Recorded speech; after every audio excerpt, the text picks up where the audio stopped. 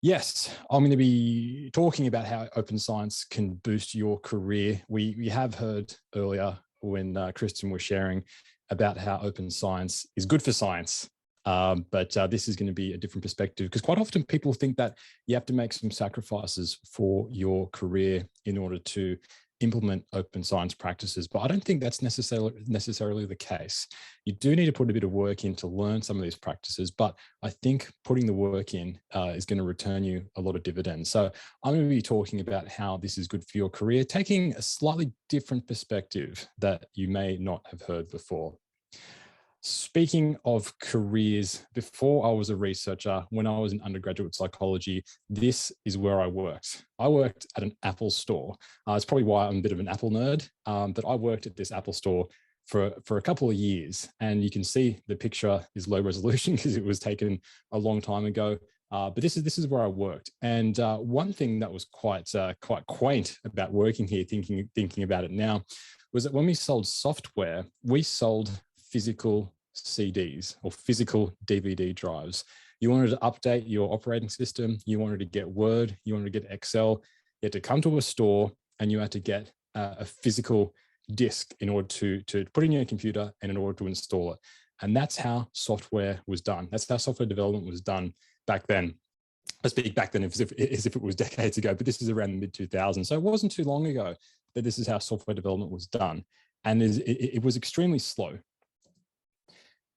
and extremely risky as well. So essentially you would be, if you thought about a new piece of software, you think this is going to be great. Coming up with a new game or a new tool, you would just hope the public would like it. You'd put years and years of work into it and then you'd release it out into the wild and it would be potentially a flop or it would be a success, but you would have no way of actually figuring out how successful your software would be until you released it. Years and years of work, hiring people, learning new skills, marketing. You put your work out there, hoping that it's going to get received well, hoping that your software is going to make an impact.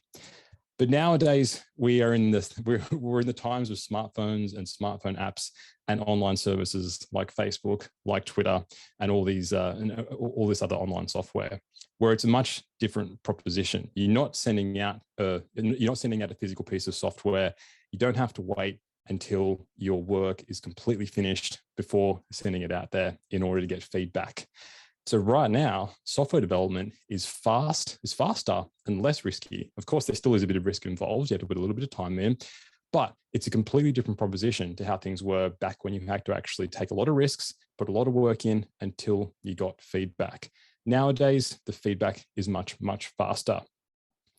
Let's compare this to the current publication system in research. When I think about our publication system, I like to think, how would we have redesigned this? How would we design the publication system? How would we disseminate research if it was invented in 2022? And when you think about this, you certainly would not think about the current system that we have. A lot of the system that we have is based on how things used to be done. You know, you're in a lot of trouble when you ask someone, oh, why is it done this way? And they respond, that's how it's always been done. But with our publication system, especially up until about 10, 20 years ago, it's based off a system that was established centuries ago, where you would send your work in to a journal. There'd only be a few journals in your field, and the editor and the editor's pals usually would decide whether your work gets sent out for review, and they would assess the peer review responses and judge your work based on that. And if you're lucky, it would get published.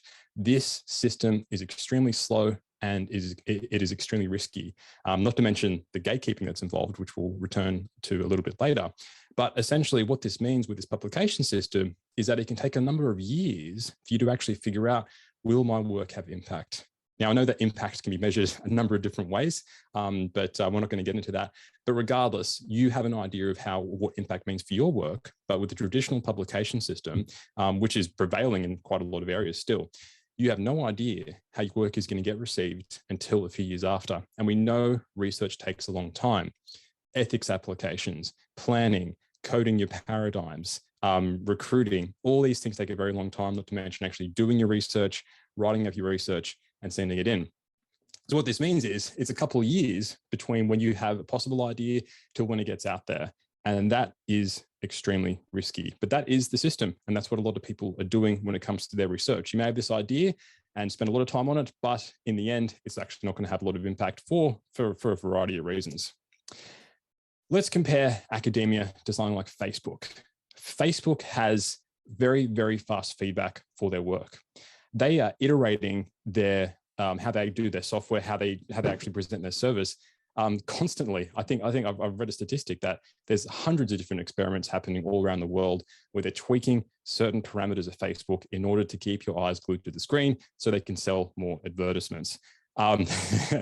That's how it is. But the reality is they're changing things and running experiments and getting feedback very, very quickly. So they'll pick a subset of researchers, and if it's successful, they'll deploy that to a whole bunch of researchers. So they're constant tests and getting constant feedback. The traditional way of doing academia, you can only, if you're very, very lucky, you can only assess impact 1 or 2 years after publication. Your audience is very, very small. It's 3 to 4 reviewers, perhaps, and an editor who will look at your work and give you feedback, which may improve or may not improve your work. Maybe you get high citations, maybe you get a lot of people using your software tool that you're developing, but it's very, very difficult to anticipate what's going to happen because the levels and the points where you get feedback are very, very limited within the traditional way of doing science and doing research. What I want to talk about today is how open science practices can be used to get fast feedback on your work. Now, open science, of course, as we've heard earlier today, can be a lot of things. And a lot of people think about open preprints and open data and open code, which of course is an important part. But I think this extends even earlier in the research process. I've put together what I've called, I'm probably not the first person to suggest something like this, but I've called it the fast feedback funnel of different areas where you can get feedback on your work, which of course eventually becomes the manuscript, which is the main way that we disseminate our work, or the peer-reviewed manuscript, which is the main way we disseminate our work. But there are certain levels before that where you can get fast feedback using open science principles, where you share your research openly. The first way you can get it is with social media. Like I mentioned before, previously, there's a whole bunch of gatekeeping when it comes to the sharing of scientific ideas and research. 20, 30 years ago, if you had an idea, there were only 2 ways to distribute this. It was either through a journal or it was through conferences, which also have a large amount of gatekeeping. If people didn't like your idea, the editor or the organizers, then your idea wouldn't be shared. There was no way around that. But now with social media, we have a completely different way that we can share our work without gatekeeping. Look, I've done a few of these talks about social media, and there's a few common objections that I get. I think it can be an incredible way to share and to talk about your research and to build collaborations. And the first obvious one is, well, I don't have the time. And I think it's quite funny because a lot of people are already spending a lot of time on social media. So they just redistribute what they're doing. But secondly, I don't think it's really a question of I don't have the time, but it's I don't prioritize this. We all have the time for everything. It's a matter of where we prioritize our time. I would argue that it is important to spend at least a little bit of time in order to share your research on social media and to disseminate your work. Other people would say, well, I just don't know how to use it for research. Again, I think this is a critical tool to have in your research toolkit. We're all thinking about, we need to learn how to do the latest technique, the latest R package, how to use LaTeX, how to use Overleaf, all these kind of things. But I think using social media to disseminate our work in order for us to get fast feedback is just as an important tool as these other things. People often think that social media platforms are fads. Some of them are, some of them come and go. But I think regardless of the actual platform that you're going to be using, all platforms are going to be one of 3 things. They're going to be sharing text, they're going to be sharing video or images, or sharing audio. So as long as you focus on those particular mediums, then you'll be okay. And it's very easy to adapt and to change what you'll be doing. And other people legitimately will say, well, I don't have any research to share. This is certainly the case if you're very early in your PhD, but I don't think that should necessarily be an impediment, because you can begin sharing your process and you can begin sharing your ideas. So you don't need to have research to share in order to get involved. The next part of the fast feedback funnel where you can get feedback on your ideas and on your research is things like blog posts, things like podcasts, a little bit more long form ways. social media is a great way to get a large audience and for your research to go far and wide, but it's not very permanent. Tweets get lost hours after they're posted. Facebook posts get lost. Whereas there are more permanent ways to share your work, such as blog posts or YouTube videos. And it's also a way to actually get into a bit more depth about your work. Look, there are only so many hours that you can work in a day, but a blog post or a podcast, or these more permanent ways of sharing your research ideas, these work 24/7, and people can access them whenever they want. And you can share your ideas and people can access those. And it's fairly straightforward if you want to actually get started with your own a blog. Medium and Substack are great options. They look fantastic. It's very easy, but of course, the cons with this is it's a for-profit platform. But there are certainly ways for you to start up your own blog. You can even code this from scratch in R. There are certainly a number of options, so you don't necessarily have to use these services. But all that to say, there are ways that you can share your research ideas via these things. I think personally, one thing that I do occasionally is I'm working on a scientific figure, and I'll post this online and ask people, what do you think? And then somebody will tell you, oh, this is terrible if someone's colorblind, because I forgot to actually consider those things, or they might be confused. There are ways that if that was published, I would never know. But by posting these things early, I can get feedback on the stuff that I'm already sharing. Next, we have more traditional ways of sharing your work, at least within open science, which is preprints and open data and open code. One thing that people always ask is, well, how am I going to get feedback? I can't just put my work out there. It's very even with my own work, there are some preprints, I'll put them out there and no one gives any feedback, and that's fine, because some of the stuff that I do is quite niche.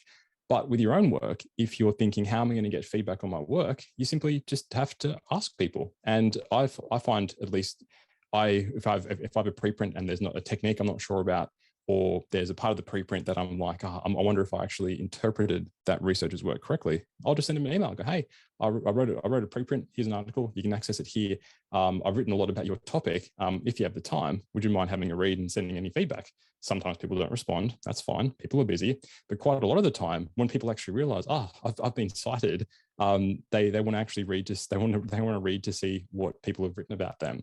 And it's quite a common frustration that people cite your research incorrectly. And once it's published, it's very difficult to change. But at the preprint stage, if you've cited someone's work incorrectly, and they say, hey, this is wrong, you can change it, and then you can do that. And I've done that myself. That there was one time where I misinterpreted what someone found, and they told me, and I was able to change the preprint version.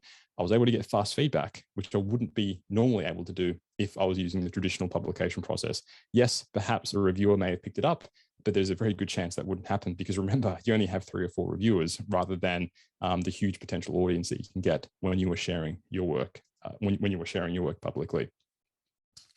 There are various places that you can share your preprint. I don't think there's like a best one, but it's important to take a few considerations. Firstly, if the platform has a longevity plan, you want to make sure it's going to be around for a long time.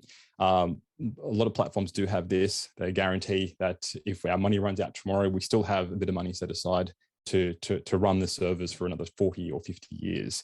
It's important to check that. There's no use, even now. It's some of these for-profit preprint servers. I'm very worried, people who are posting stuff on there, because these things might get bought out, they might run out of money, and there's no way of actually knowing whether you can access preprints or open data or open scripts in a couple of years' time.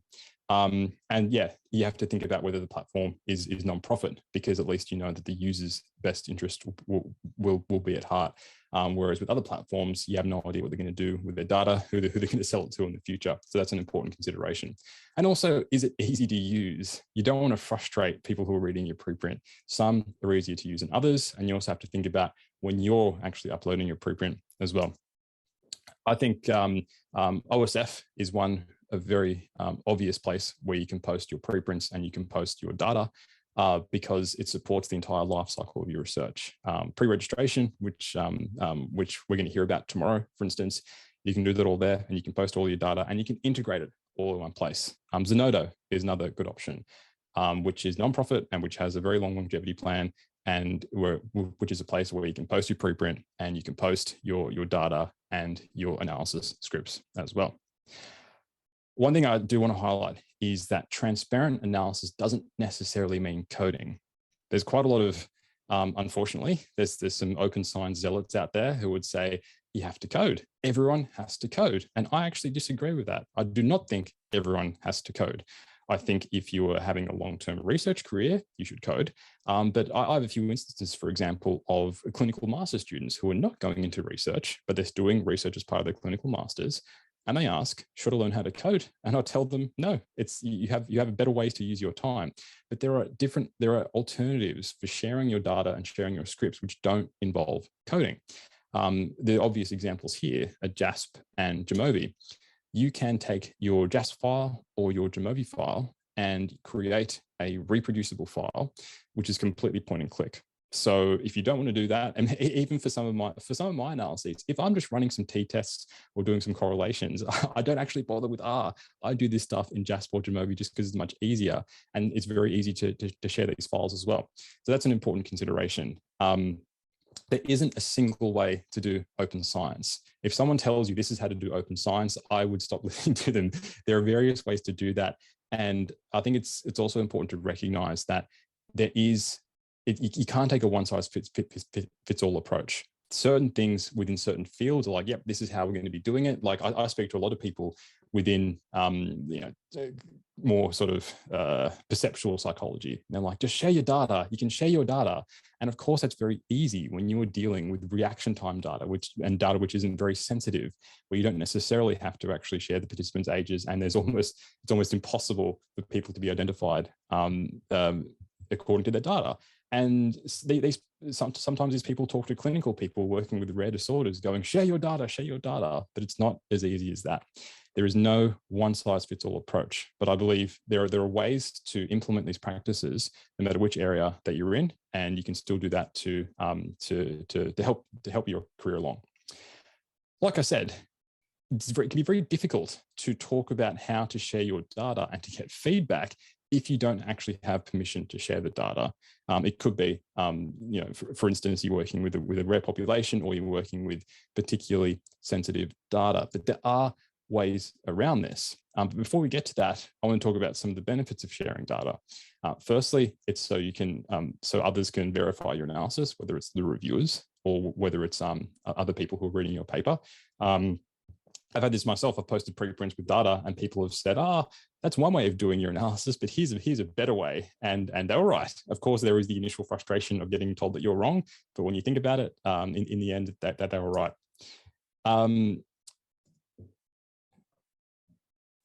You also have the generation of new knowledge. So for instance, you might have collected all this data and you just didn't consider some research questions. Other people can see the data and they can go, this is really cool. Here's something that I can do. And related to that, you can also get the generation of new hypotheses. Hypotheses don't come out of thin air. They have to come somewhere, and they usually come from exploratory data. On that, there is, at least within some quarters, this idea that, particularly within the open science space, that the pre-registered research is better. Pre-registered research is better if you are doing hypothesis-driven research, but broadly speaking, there are two types of research: hypothesis-driven research and exploratory research, and they're both just as important. With exploratory research, we need this in order to generate data, to generate hypotheses. So there shouldn't be this demarcation that pre-registered research is necessarily better. It's necessarily better than pre-registered research for hypothesis-driven stuff. But in terms of comparing it with exploratory data, I think it's very, very important that we don't rank the sorts of research that we're doing just because something is pre-registered. Not everything has to be pre-registered. And sometimes I've spoken to a few people who have asked for advice about, I'm thinking about pre-registering this stuff. What do I do? And I talk to them, well, what are your expectations? And they're like, I don't know. And if you don't know, you're not ready for hypothesis testing, and that's fine. Run an exploratory study so you can do hypothesis testing later. Everything doesn't have to be hypothesis testing, but if you are ready to do a hypothesis test, then of course, doing pre-registered work is incredibly important, which I'm sure we're going to hear about a lot more. But say you have data that you want to share, and it is sensitive for a variety of reasons. There is a solution, and it's from this delightfully named R package called SynthPop, where you're synthesizing population data, or at least that was the genesis of this package. And what it does is it mimics the original data set by preserving the same statistical properties. So you get the original data set, and then you get the original data set, and then you get the new data set. And if you run the same statistics on the synthetic data set, then you're going to get almost the same means, almost the same standard deviations, and the same relationships between variables. So this is really, really handy because it means that you can share your data set, others can reproduce your analyses and get almost the same results, and they can do some exploratory work on the data without actually compromising the privacy of participants, because none of the synthetic participants actually represents a real person. Doing this is super easy within the SynthPop package within R. Even if you have only a very sort of basic understanding of R, you'll be able to use this. And it uses a method similar to multiple imputation in order to create this synthetic data set. So we may have a set of variables, for instance, sex or age and education, and it could be categorical or continuous variables. And then it will create this synthetic data set in which none of the new participants actually represents a real person. So if you participated in the study and you look back at the data set, if it was open, there's no way you could actually identify yourself. But at the same time, you can actually generate the same conclusions based on this data set. So this is an example of a synthetic data set for some oxytocin research, which is the work that I'm working on. And we can compare the observed data in the light blue with the synthetic data in the dark blue. And just looking at the counts of people who were randomized to different conditions, they're very, very similar between the synthetic and the original data. Looking at a continuous variable like age, the distributions are very, very similar. And then you can also specifically check the specific utility. That is, what happens if we run the same analyses on the original data set compared to the synthetic data set. And the estimates and the confidence intervals are very, very similar between these two factors here. So this is a demonstration that regardless of I've run some simulations, regardless of the size of your data set, this works on small data sets, this works on large data sets, you can create a synthetic data set which allows you to share your data while maintaining the privacy of participants. I've written a primer paper, if you're interested, as well, which comes with all the code in order for you to do this for yourself. So this is really interesting. In the future, I'd like to get into working with some very, very rare disorders, and this is going to be crucial in order for me to actually share the data. Otherwise, I just can't share the data because there's only 30 people within the Oslo region that actually have these disorders. So this is a really important, but this is applicable to all areas of psychology in which you want to protect the privacy of participants, which is important. But at the same time, we shouldn't assume that participants don't want their data shared, even if it's anonymized. There's been a number of surveys where people have been asked, hey, do you mind if we anonymize obvious details like perhaps your age or where you live or maybe your occupation or your degree? Are you happy for us to share your data? And these percentages are in the 90s. If you actually ask people beforehand, people are very, very willing if you ensure particular, you're taking particular steps when it comes to their anonymity. And of course, it's much, much easier to sort these things out before data collection than it is to get retrospective approval, which is a bit of a headache. So don't assume that people don't want to share their data. Actually put this within the planning and ask participants whether they want to do this. I haven't been in academia for a super long time. I'm still what I would consider early career. But one thing that I have learned is that one thing which helps predict success within academia is reducing uncertainty. There's going to be a ton of uncertainty regardless. No matter what you do, there's always uncertainty. There's uncertainty with research ideas, with the submission of papers, with the submission of grants.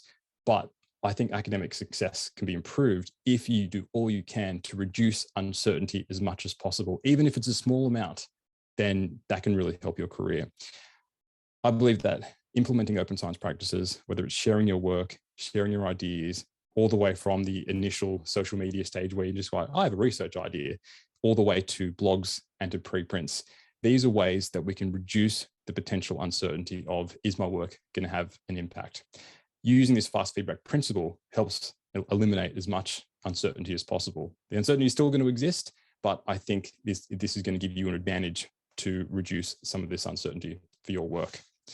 And look, there are some practical advantages as well. There's been a number of studies that have looked at the difference between open access articles versus non-open access articles. And unsurprisingly, open access articles get more citations. If we look at psychology, for instance, that's like around 2.4 times more citations. Look, of course, open access isn't free. I mean, there are some free options out there. Fortunately, the university has some deals for open access publishing, which I'm sure we're going to hear about. So there's plenty of options there. But what I do want to say is these advantages still, you get the same sort of advantages with posting a preprint. So you don't even have to publish your work open access. Forget about this whole idea of how things are going to get paid for. These citation advantages still exist for preprints. If you post your preprint, even if the final peer-reviewed article is paywalled, if you post your preprint and it can be accessed somewhere, these papers get more citations. That's a fact. I wish I had the paper here. It just came to mind because it only this article only came out a few weeks ago. But posting your papers as preprints these papers do get more citations in the end.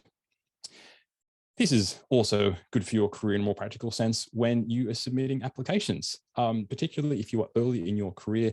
You say you're finishing up your PhD. We know the publication process can take a very long time. You're finishing up your PhD or you're finishing up your postdoc and you have a number of publications which are under review. Don't be the sneaky person who says publication under review, Nature. That's obviously a lie, but people will say my publications are under review, but there's no way for people to actually assess these publications. But with preprints, it's very easy. And I'm glad we're moving towards a way where preprints are also recognized in grant applications. I know for the European Research Council, for instance, they explicitly say when you are talking about your publications, you are allowed to talk about preprints because they recognize how long the publication process takes.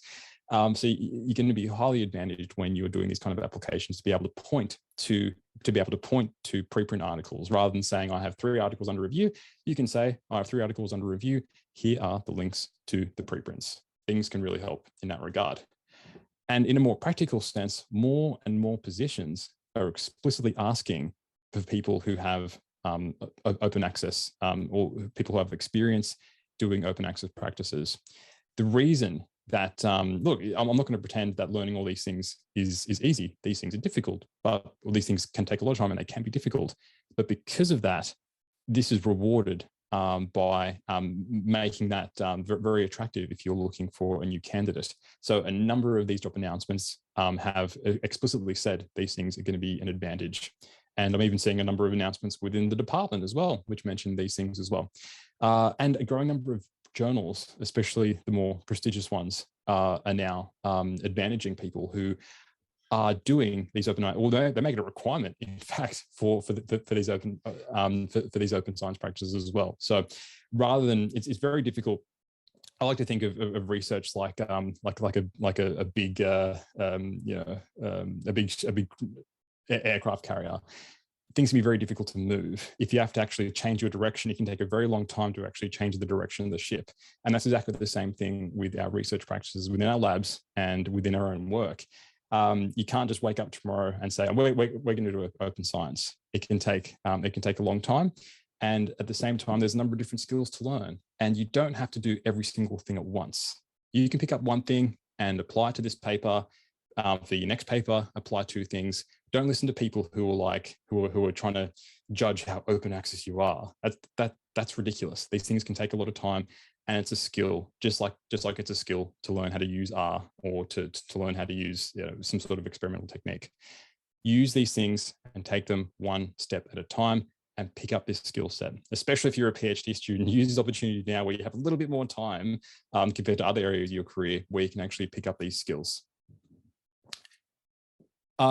Alina mentioned before this idea of time and where you are spending your time.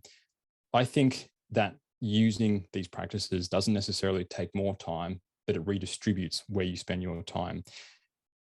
Earlier in my career, I'll be very haphazard. I'm a little bit embarrassed, to be honest. I'll be very haphazard on how I did my work and my analysis. I'd furiously get some stuff together with an SPSS, and then I would submit it, and then the reviewers would have comments and suggest additional exploratory analyses. And then it would take me a very long time to actually go back and reproduce what I actually found, because I couldn't remember what I did back in SPSS. And it would take a lot of time to actually redo these things.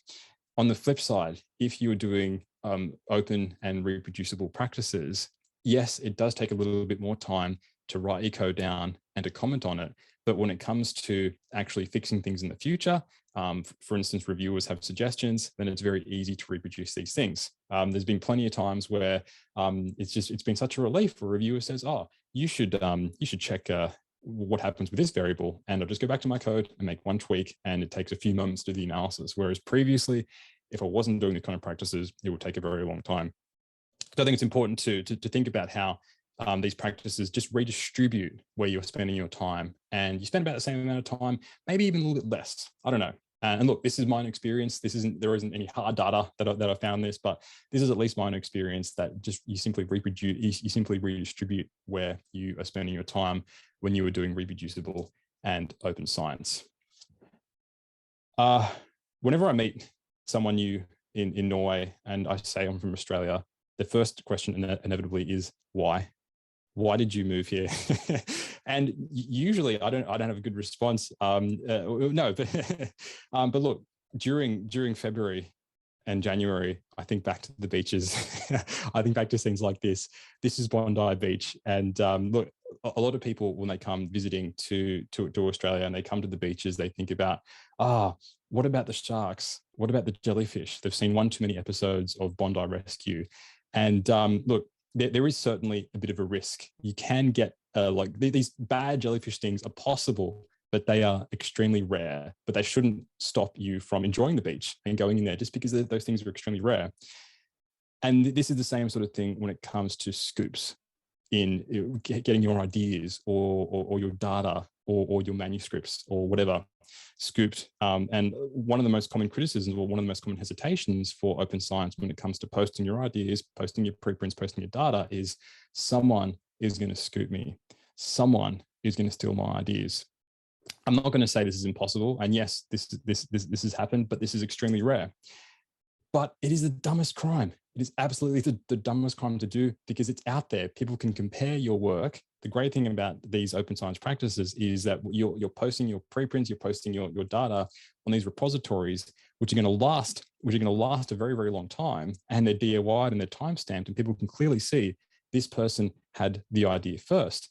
And it's almost a bit funny, because the goal of your research is for it to get as widely read as possible. And quite often, if someone steals your work and it becomes very, very successful, people are going to notice, hey, that work is very, very familiar to this preprint, or this idea was obviously taken, or this data was taken without attribution.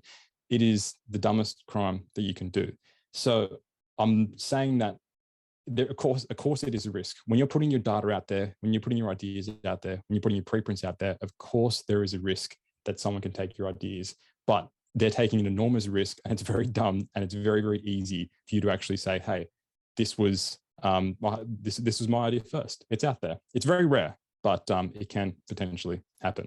So yes, I'm going to finish up. Perhaps we can have a bit of a discussion about this. If anyone has any questions, I have posted the slides online as well, so you can access them if you are interested. But yeah, thanks for your attention, and yeah, perhaps we can have a really cool chat about this.